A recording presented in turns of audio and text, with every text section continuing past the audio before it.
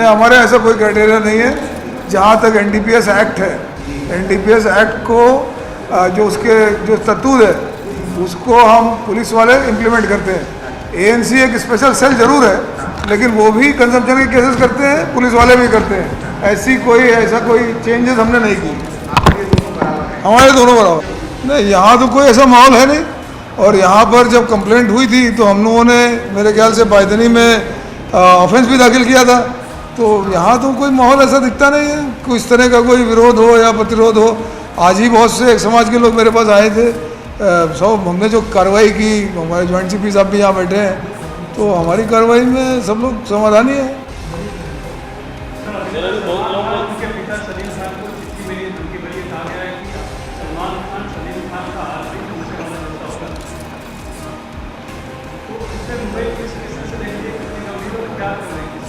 नहीं, जितना गंभीर विषय है उतनी गंभीरता से मुंबई सिटी देख रही है।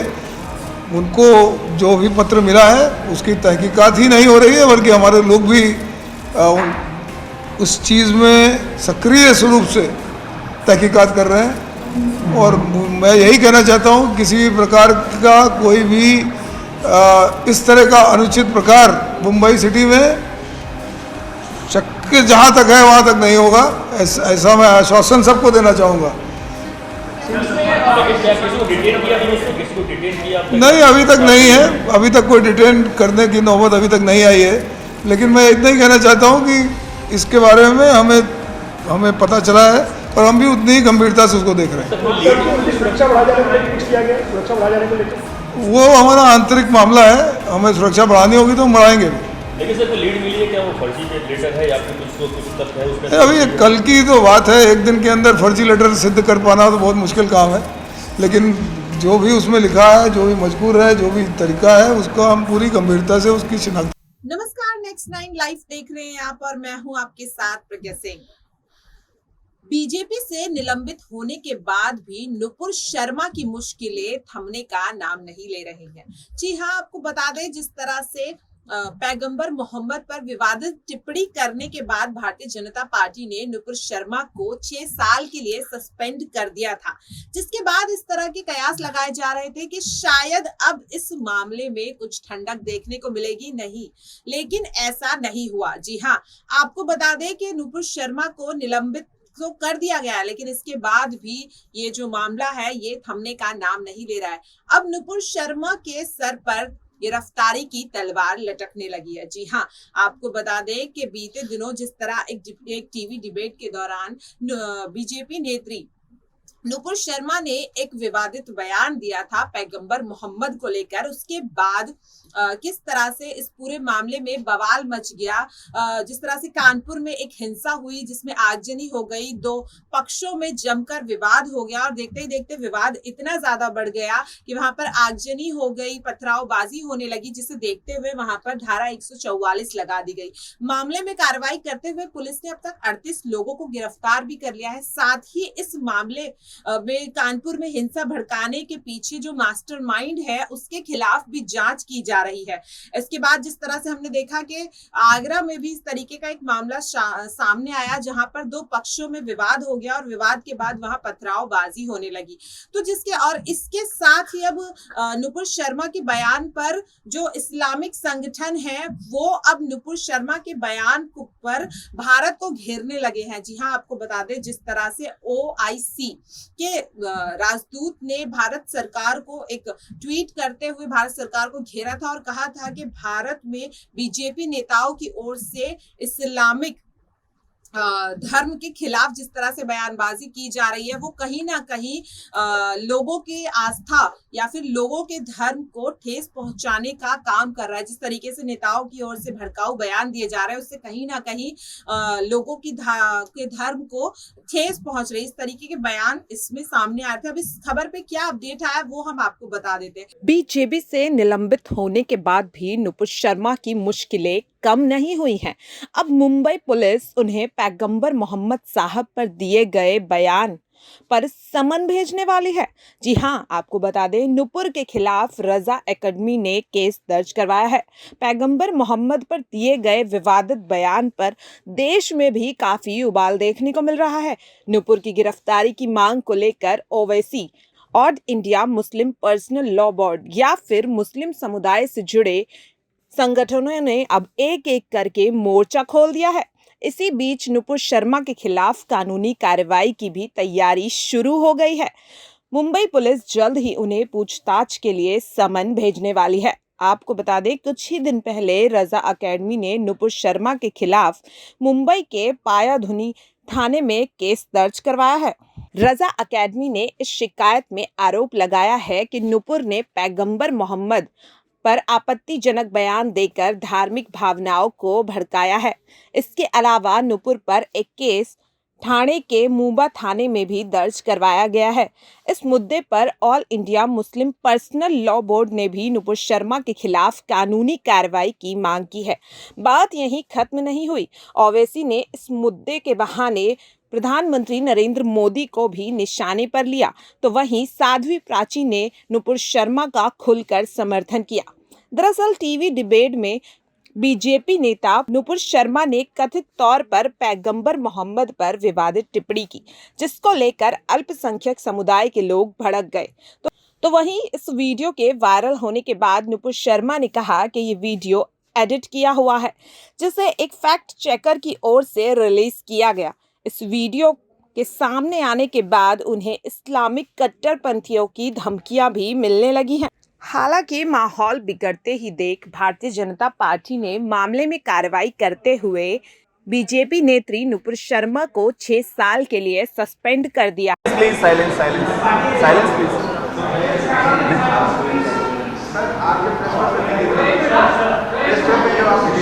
आपने बात कही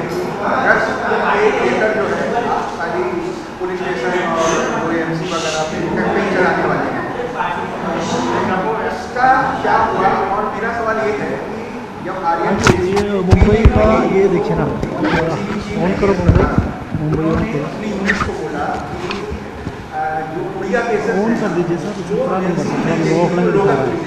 आपके पास जो एएमसी है, तो मेरा सवाल ये है कि आपने क्या कुछ ऐसा क्राइटेरिया यहाँ के लिए है कि एएमसी ये देखेगी और पुलिस स्टेशन ये देखेगी, ऐसा कुछ है? नहीं, हमारे ऐसा कोई क्राइटेरिया नहीं है। जहाँ तक एनडीपीएस एक्ट है, एनडीपीएस एक्ट को जो उसके जो तत्व है उसको हम पुलिस वाले इम्प्लीमेंट करते हैं। एएनसी एक स्पेशल सेल जरूर है, लेकिन वो भी कंजम्पशन के केसेस करते हैं, पुलिस वाले भी करते हैं।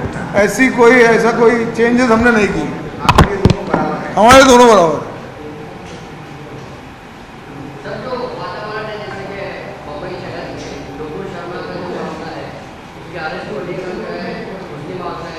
जिस प्रकार की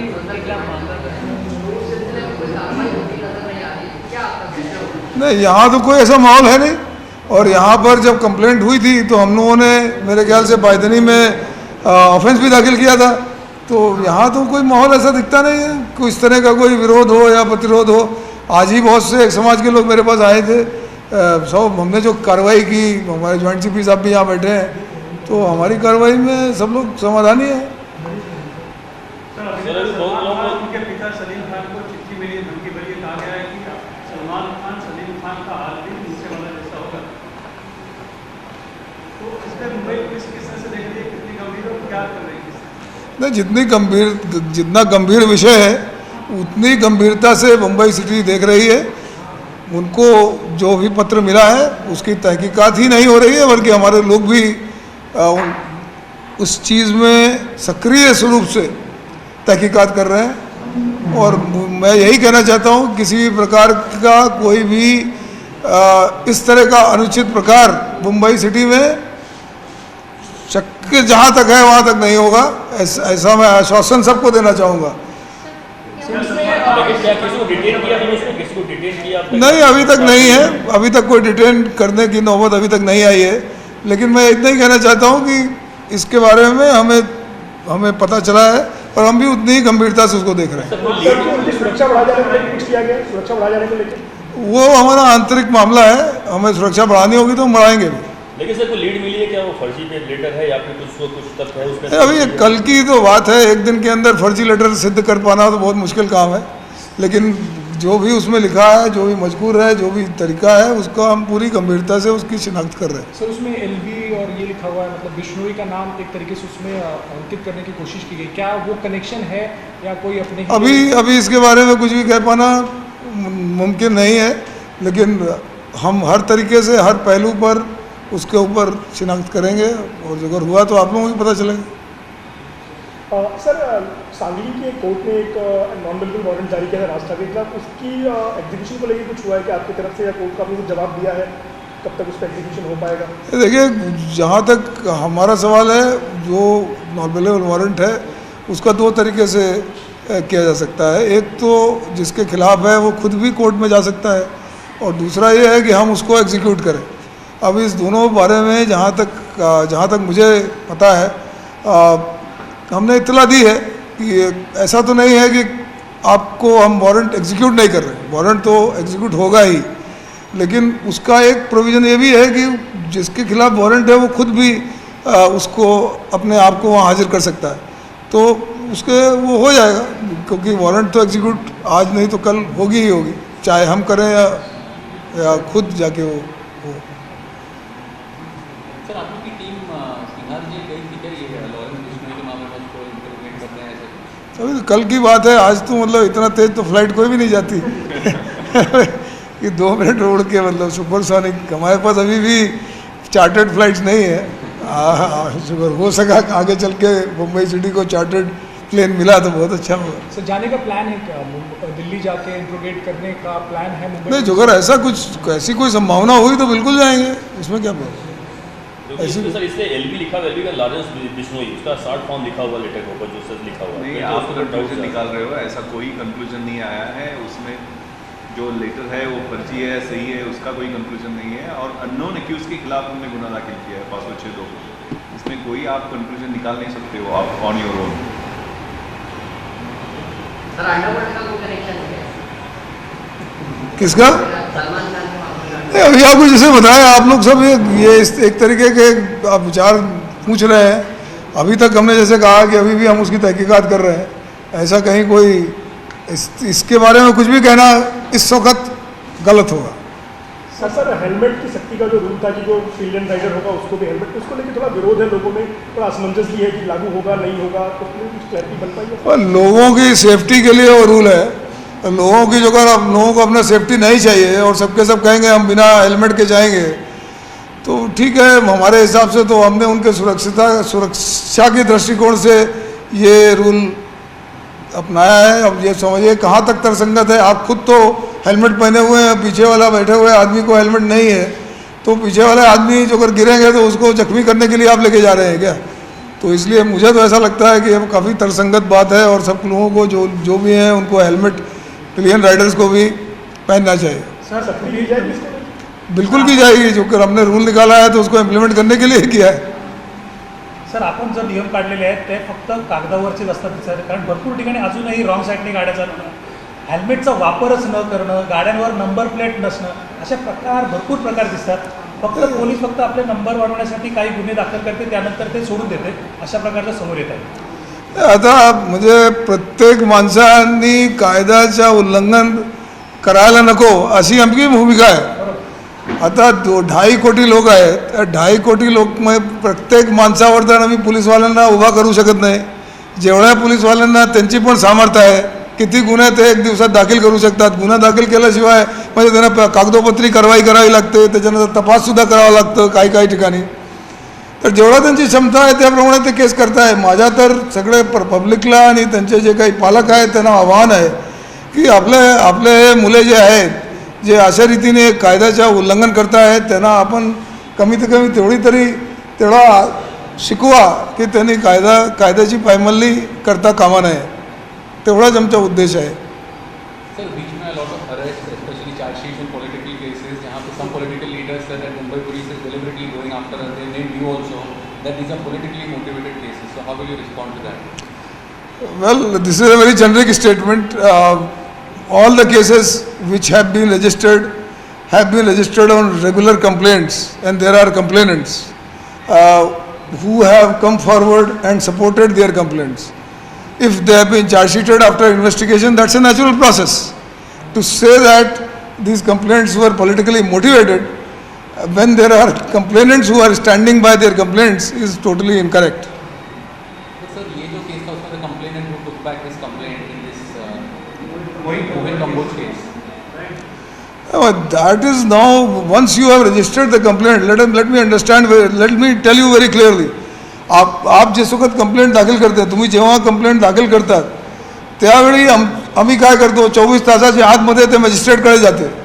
आता ते मजिस्ट्रेटकडे गेल्यानंतर आमच्या हातात फक्त इन्व्हेस्टिगेशन राहतो. आता ती कंप्लेंट खरी आहे की खोटी आहे हे ठरवण्यासाठी मजिस्ट्रेट आहेत. त्यांनी त्यांना परत करायचे असेल तर त्यांनी कोर्टच करू शकते, आम्ही करू शकत नाही. So that is not our part at all. Our part is to register the case and submit it to the court. Finally similar चार्जशीटसुद्धा आम्ही कोर्टाला फाईल करत असतो. So now that is up to the court to decide. कोणता? There is no such restriction that you have to do PE if the complaint discloses clear cognizable cases. There is no question of a PE, and here the banks or whoever the complainants, when they are presenting very clear facts along with documents, PE should be done in case there is some confusion, you want to find out something. When the cases are crystal clear, then there is no PE required. Sir, तुमच्यावर एका आमदाराने असा आरोप केलेला आहे की तुम्हाला तुमचा वापर करून त्यांना नोटिसा पाठवल्या जातात मुख्यमंत्र्यांच्या माध्यमातून. हे खोटं आहे, त्याचं काही तथ्य नाही. कारण काय, आम्ही पहिल्यांदा तर मी तर नोटीस पाठवत नाही, आमचे खालचे कर्मचारी पाठवतात आणि आम्हाला आतापर्यंत इथे आल्यानंतर असे निर्देश की तुम्ही नोटीस पाठवा असं तर मला आठवत नाही. सर, हिंदी में जाना था, रवि राणा जो आरोप लगाया है कि राज्यसभा चुनाव को देखते हुए मुंबई पुलिस और मुंबई पुलिस कमिश्नर का इस्तेमाल कर. दरअसल मुंबई में रजा एकेडमी ने नुपुर शर्मा के खिलाफ केस दर्ज करवाया है. जी हाँ, रजा एकेडमी ने नुपुर शर्मा के खिलाफ केस दर्ज करवाया और साथ ही इस मामले में क्या कुछ जो अपडेट है वो ये है कि अब नुपुर शर्मा की गिरफ्तारी की मांग की जा रही है. जी हाँ, तो जो ये अब गिरफ्तारी की मांग की जा रही है, इसमें ऐसा कयास लगाए जा रहे हैं कि शायद जल्द ही मुंबई पुलिस बीजेपी नेत्री नुपुर शर्मा को समन भेज सकती है उनसे पूछताछ करने के लिए. तो अब इस पर क्या कुछ होगा ये तो देखने वाली बात होगी. लेकिन जिस तरह से लगातार देखा जा रहा है कि नुपुर शर्मा ने जो बयान दिया था उसको लेकर ये विवाद अब थमने का नाम नहीं ले रहा है. पहले कानपुर में हिंसा, उसके बाद फिर आगरा में हिंसा और बाहरी देशों का भारत को घेराव करना, ये कहकर के भारत में बीजेपी नेता इस्लामिक धर्म को ठेस पहुंचाने का काम कर रहे हैं. इसके बाद अब ये देखने वाली बात होगी कि आखिरकार मुंबई पुलिस की तरफ से क्या कुछ कार्रवाई की जाती है नुपुर शर्मा के खिलाफ. क्या वाकई में उन्हें जल्द ही समन भेजा जाएगा, उनसे पूछताछ की जाएगी और जो गिरफ्तारी को लेकर लगातार मांग की जा रही है मुस्लिम संगठन की ओर से, इस पर क्या कुछ आगे कार्रवाई की जाती है. फिलहाल के लिए इस वीडियो में इतना ही. बाकी देश और दुनिया की तमाम छोटी बड़ी खबरों से जुड़े रहने के लिए आप देखते रहिए Next 9 लाइव. नमस्कार.